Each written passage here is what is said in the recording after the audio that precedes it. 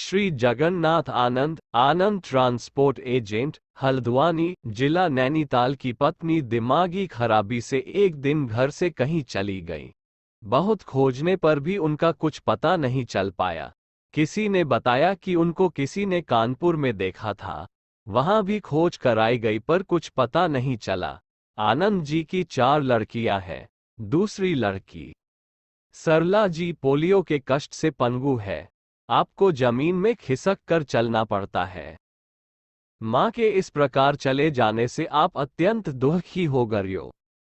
ये परिवार बाबा का भक्त है। सरला जी को अपनी लाचारी के कारण कभी बाबा के दर्शन नहीं हो पाए थे, पर कानों से उनका सुवास सुनते सुनते आप उनसे बहुत प्रभावित हो चुकी थी।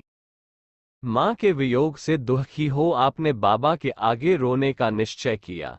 एक दिन जुलाई 1972 में आप बहुत कष्ट उठाकर बस द्वारा अकेली कैची आश्रम गईं और अपने को घसीटते हुए जब आश्रम के भीतर पहुंची तो अंधेरा हो चला था। बाबा उस समय भूमि आधार में थे। सरला जी बाबा को वहां न पाकर बहुत निराश हो गई। उन दिनों पहाड़ में बहुत वर्षा हो रही थी, इस कारण सर्दी भी हो चली थी। आश्रम के एक सेवक ने आपको एक कंबल देकर बरामदे में स्थान दे दिया और कहा कि बाबा की आज्ञा बिना वह कोई भी कमरा खोलकर उन्हें नहीं दे सकता। कुछ ही समय बाद रात्रि के 8 बजे बाबा एकाएक आश्रम में प्रकट हो गए। आते ही वे सेवकों को फटकारने लगे कि हमारी लड़की को ठंड में मार दिया। तुरंत कमरा खुलवाकर उन्होंने सरला जी के आराम के लिए बिस्तर दिलवाया। सरला जी उनसे अपना दुहक कहना चाहती थी, पर बाबा ने उस समय उनसे भोजन और शयन करने को कहा और बोले, कल बातें होंगी। दूसरे दिन जब आपने अपनी मां का जिक्र किया तो वे बोले, घबरा मत, चिंता छोड़ दे, तेरी मां मिल जाएगी। तेरे बाप के पास बहुत पैसे हैं जो उसकी खोज में उन्हें बेकार बहा रहा है, वह बिना खोजे मिल जाएगी। बाबा ने आपको विदा कर दिया। आपने घर जाकर 1 हफ्ता सब्र किया और अंत में अधीर हो फिर उतना ही कष्ट उठाकर कैंची में बाबा के दर्शनार्थ उपस्थित हुई। आपने बाबा से निवेदन किया कि 1 सप्ताह हो गया और अब भी मां का कोई पता नहीं चल सका, कब तक और बाट देखी जाए। बाबा तुरंत बोले, अगस्त सितंबर अब घर जा, बार बार आने का कष्ट मत करना। बाबा ने आपको 20 रुपये दिए और विदा किया।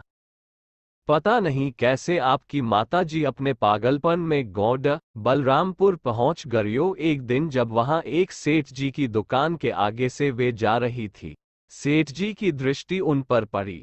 एक अच्छे घर की महिला को ऐसी दयनीय दशा में देखकर उनके प्रति उनका मातृभाव जाग गया। वे उन्हें घर ले आए, नहलवाया, स्वच्छ नए कपड़े पहनवाए। इनके बाल जो जटा का रूप धारण किए हुए थे सुलझवाए और इनके सिर में जो अनेक घाव दिखाई दिए उनका इलाज वहां के अस्पताल में करवाया।